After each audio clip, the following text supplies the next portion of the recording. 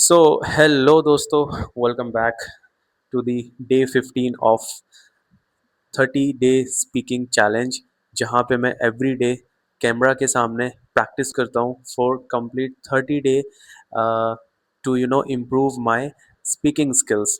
ठीक है, तो दोस्तों आज का जो हमारा टॉपिक होने वाला है, जो कि बहुत इंपॉर्टेंट टॉपिक है, और वो है डिसीजन मेकिंग। हम लोग ज़िंदगी में छोटी छोटी चीज़ों से लेके बड़ी बड़ी चीज़ों पे हम लोग डिसीजन लेते हैं। और लाइफ में हम बहुत से डिसीजन लेते हैं, लेकिन आप सबको पता है कि हमारे सारे के सारे डिसीजन जो है 100% करेक्ट नहीं होते हैं, सही नहीं होते हैं। ठीक है, आपने या मैंने भी लाइफ में बहुत से ऐसे गलत डिसीजन लिए जिनको लेके मैं उस टाइम पे श्योर था कि यार this is the right decision, but later on I realise कि नहीं यार, वो टाइम पे जो डिसीजन था that was not the best decision I could take. But या उस पर्टिकुलर सिचुएशन के हिसाब से मेरी जो भी थिंकिंग या मेरी level of logical thinking, analytical reasoning या कॉग्निटिव, जो भी आप कह लो, उसके हिसाब से जो मुझे सही लगा मैंने उस टाइम पे किया, but that was not the right decision. तो डिसीजन क्या है, कैसे उसको इम्प्रूव कर सकते हैं, ताकि हम छोटे छोटे डिसीजन से लेके बड़े डिसीजन को अगर अ, अपनी लाइफ में ठीक करते हैं, तो ऑब्वियसली हमारी जो लाइफ है वो बिल्कुल सही ट्रैक पे आने लगती है। मैं एक आर्टिकल जो मैंने रीड किया था उसके ऊपर मुझे थोड़ा कुछ इन्फॉर्मेशन वहाँ से यूज़फुल मिला, जो मुझे लगा कि आपके साथ मुझे शेयर करना चाहिए। ऑथर कहते हैं कि आपने कभी नोटिस किया होगा कि जब भी हम अपने किसी इंटेंस इमोशन में होते हैं, तो इमोशन जो है उस टाइम पे हो सकता है सैड इमोशन हो या हैप्पी इमोशन हो, या किसी भी टाइप का कोई इमोशन हो सकता है। तो वो केस में हम लोग अपना जो डिसीजन मेकिंग है, हम अपने ब्रेन का फुल बेस्ट पोटेंशियल उस टाइम यूज़ नहीं कर पाते हैं, because we are going through the some emotion. Maybe we are too happy, और maybe we are too sad और जॉयफुल। हैप्पी होना भी फ़ायदेमंद नहीं है, because when you are too much happy, तो you are too much positive about the things कि अच्छा जो होगा देख लेंगे, but we are not thinking logically कि भाई ये भी इशू हो सकता है। तो that is all into the same line, happy, sad, upset, joyful. ठीक है, तो इसी के साथ ऑथर जो है विल स्मिथ के ऑस्कर वाले एक इंसिडेंट की बात भी करते हैं, जिसमें विल स्मिथ जो है एक कमेडियन को एक स्लैप करता है ओवर दी जोक जो कमेडियन ने विल स्मिथ के ऊपर मारा था। लेकिन विल स्मिथ ने उसके लिए उसका जो लॉन्ग टर्म जो उसका असर होगा उसके बारे में ना सोच के, उसने जिस भी चीज़ पे उसको ट्रिगर्ड हुआ और उसने उसी वक्त उस चीज़ पर एक्शन लिया। हमारा जो मेन टॉपिक वो यही है कि हम लोग डिसीजन लेते हैं, सही लेते हैं, कई बार हम गलत भी लेते हैं, लेकिन जो हम गलत लेते हैं वो क्यों लेते हैं? हमारे पास पूरा अच्छा खासा चलता फिरता ब्रेन है, तो हम गलत डिसीजन क्यों लेते हैं? वो हम because of the emotion. Emotion हमारे डिसीजन को पूरी तरह की तरीके से इन्फ्लुएंस करता है। सो दैट इज़ वाई उस टाइम पे ट्रिगर्ड होके उसने डिसीजन लिया, ना कि वो लॉजिकल थिंकिंग कि ये आने वाले टाइम में किस तरीके से अफेक्ट कर सकता है, उसके बारे में उसने कुछ नहीं सोचा। ठीक है, तो ये एक विल स्मिथ का उन्होंने इंसिडेंट बताया कि हो सकता है तुम उस टाइम पे कोई इमोशन से जूझ रहे हो, कोई आपको पेन है, मे बी साइकोलॉजिकल या फिजिकल, या किसी भी एक बड़े इंटेंस इमोशन के साथ आप गुजर रहे हो। लेकिन वो उस टाइम पे आपने ले लिया, चलो कोई नहीं। लेकिन अगर आप उसको डेली हैबिट में लेके आते हो कि आप बहुत ज़्यादा आगे का ना ना सोच के आप अपने करंट मूड के हिसाब से अगर डिसीजन लेते हो, then it will become a problem and you will not become a good decision maker. So वो चीज़ का हमें बहुत ज़्यादा ध्यान रखना है। अब जैसे मैं ऑथर बोलते हैं कि मैं एक दिन काम पे जा रहा था और मैं ड्राइव कर रहा था, मेरा ऑफिस 2 किलोमीटर समथिंग था जस्ट। और मैंने सोचा कि मैं जो मेरा मैप है मैं उसको आउटस्मार्ट करता हूँ, मैं उससे बेटर वे जानता हूँ जिसमें मैं ऑफिस और जल्दी पहुँच सकता हूँ।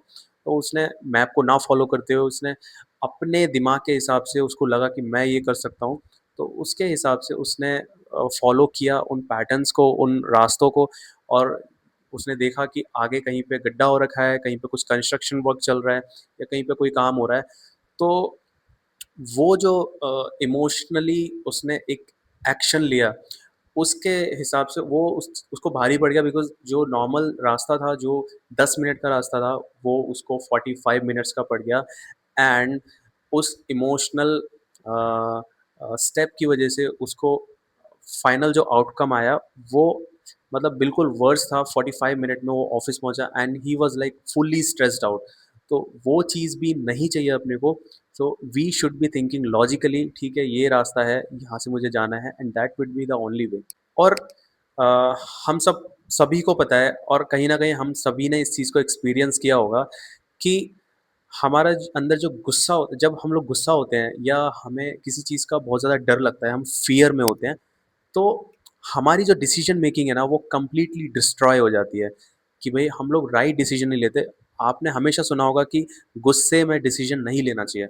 वो इसका सिंपली रीज़न है कि वो गुस्से का जो इमोशन है वो इतना इंटेंस है कि उस टाइम पे हमारी जो लॉजिकल और जो रीजनिंग, कॉग्निटिव जो थिंकिंग कैपेसिटी है वो बिल्कुल डिस्ट्रॉय हो जाती है, और उस time we are not thinking logically कि इसका लॉन्ग टर्म में क्या असर पड़ने वाला है। When we are too much sad और joyful, happy, tired, envy, there are multiple emotion जो कि इन्फ्लुएंस करते हैं डिसीजन को। तो यहाँ पे फिर जो ऑथर है वो रैशनैलिटी की बात करता है। हम लोग हमारी रैशनल जो थिंकिंग है, रैशनल थिंकिंग क्या है कि सही टाइम पे सही पैरामीटर्स को काउंट करते हुए जो भी मेरे टू डूज टास्क हैं उनके ऊपर काम करना और बेस्ट आउटकम को एक्सपेक्ट करना, ये हमारी rational thinking. Because we know कि अगर हम करेंगे तो ही ये हो पाएगा। हर टाइम लाइफ में हमेशा आप रैशनल थिंकिंग को फॉलो नहीं कर पाते हो, और कहीं ना कहीं आपके जो डिसीजन है वो इमोशन के नीचे दब जाते हैं, एंड आप इमोशनली डिसीजन लेते हो। लाइक आपको ये काम करना है, आपको पता है, लेकिन ये काम करने का मेरा मन अभी नहीं है, तो मैं इसको थोड़ा सा प्रोक्रेस्टिनेट करूंगा। दूसरा, इमोशनल अलाइनमेंट के बाद, इमोशनल अलाइनमेंट, ठीक है, कभी कभी आप देखोगे कि आप बिल्कुल हवा में हो, आपका माइंड बिल्कुल शार्प, आप एकदम काम डाउन हो, और आप एक अच्छा डिसीजन ले रहे हो, और लाइफ में आप बिल्कुल हैप्पी हो। और कभी कभार आपका जो मूड है वो बिल्कुल अपोजिट होता है, आप किसी चीज़ को लेकर टायर्ड हो, आप गुस्से में हो, या किसी चीज़ से स्ट्रेस्ड आउट हो, योर लॉजिकल और decision making capability is not know working at its best. तो बेटर ये है कि कामनेस प्रैक्टिस करके, ब्रीदिंग एक्सरसाइज करके, हम अपने आप को थोड़ा सा डे टू डे लाइफ दोनों को बैलेंस करना ज़्यादा बेटर है। So that we will have a better awareness कि हम क्या सोच रहे हैं और हम ऐसा क्यों सोच रहे हैं, ठीक है। और इस चीज़ को आइडेंटिफाई करना बहुत इंपॉर्टेंट है। लाइक एवरी डे जो हमारी डिसीजन है, वो एवरीडे जो हमारी आगे के जो काम हैं, या जो हमारे जो भी प्लान है, जो जो डेली गोल्स होते हैं, उनको बहुत अफेक्ट करता है। तो everyday we should take a time जहाँ पे हमें टाइम निकाल के सोचना है कि why am I feeling this way, मेरे साथ ये क्यों हो रहा है, और मैं इस तरीके से क्यों सोच रहा हूँ, मैं इस तरीके से रिस्पॉन्स क्यों कर रहा हूँ। तो वो चीज़ को जब हम अपने आप को क्वेश्चन करना स्टार्ट करेंगे ना, तो हम उस चीज़ का आंसर फाइंड आउट करेंगे। अच्छा ये चीज़ थी, इसने मुझे इस चीज़ में अफ़ेक्ट किया है, या इसकी वज़ह से मैं ट्रिगर्ड हो गया, या ये पर्टिकुलर फीलिंग है, जब भी ये आती है तो मैं स्ट्रेस फ़ील करता हूँ। वो चीज़ है, जब हम अपने आप से क्वेश्चन करेंगे, तो क्वेश्चन करने से ऐसा नहीं कि हमें आंसर मिल गया और हम लोग एकदम बेस्ट डिसीजन मेकर बन गए। जब हम क्वेश्चन करेंगे तभी हमारा जो ब्रेन है it will look for an answer कि ऐसा हुआ क्यों? और वो चीज़ क्या है ना, वो कहीं न कहीं एक दिन बाद जो हमारी डिसीजन मेकिंग प्रोसेस है, या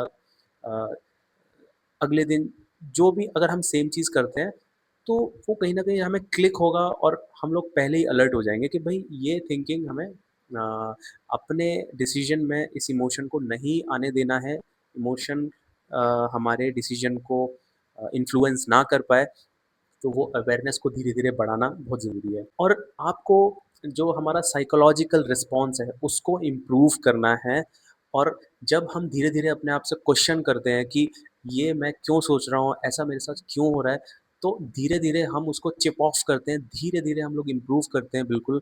और अपने आप से डेली क्वेश्चन करते हैं, और अपने आप को कल के लिए पहले से अलर्ट और कल के लिए प्रिपेयर करते हैं, ठीक है। तो जब हम इस तरीके की अवेयरनेस हमारे अंदर क्रिएट हो जाती है, then we become a good observer, we have a better knowledge about how our emotions work और how they are affecting our decision making. तो उसको हम इन्फ्लुएंस होने देने से रोक सकते हैं। और इसी के साथ जब हम अपने इमोशंस को कंट्रोल कर सकते हैं तो हमारा जो साइकोलॉजिकल रिस्पॉन्स है वो भी इम्प्रूव होता है। मीन्स हम हमें कुछ काम करना है या कोई डिसीजन लेना है तो वो केस में हम इमोशन को बीच में नहीं आने देते हैं, और सामने वाला अगर कुछ हमसे बोल रहा है या हमें ट्रिगर्ड कर रहा है या किसी भी तरीके से इन्फ्लुएंस कर रहा है, देन हम लोग उसको किस तरीके से रिस्पॉन्स करना है, that also we get the skills. और इनको करने के भी तरीके बताए गए हैं। जैसे आप अपने आप को जब आपको कहीं भी लग रहा है बहुत इंटेंस फीलिंग हो रही है, जब आप नेगेटिव या पॉजिटिव या ओवर नेगेटिव फील कर रहे हो, तो आप डीप डाउन ये डीप ब्रीथिंग कर सकते हो, कामनेस प्रैक्टिस कर सकते हो, या अपने आप को काम करो और ब्रीदिंग स्टार्ट करो। तो there are multiple practice. Main जो हमारा टॉपिक था वो डिसीजन मेकिंग को था कि हमारे जो इमोशन है वो ही हमारे डिसीजन को इन्फ्लुएंस करते हैं, कोई बाहर वाला नहीं करता, कोई अंदर कोई आत्मा नहीं बैठी। बट इमोशन को अगर हम लोग कंट्रोल कर सकते हैं और अपने आप से डेली आंसर क्वेश्चन पूछ के, तो कहीं ना कहीं हम डिसीजन मेकिंग में इम्प्रूव कर सकते हैं।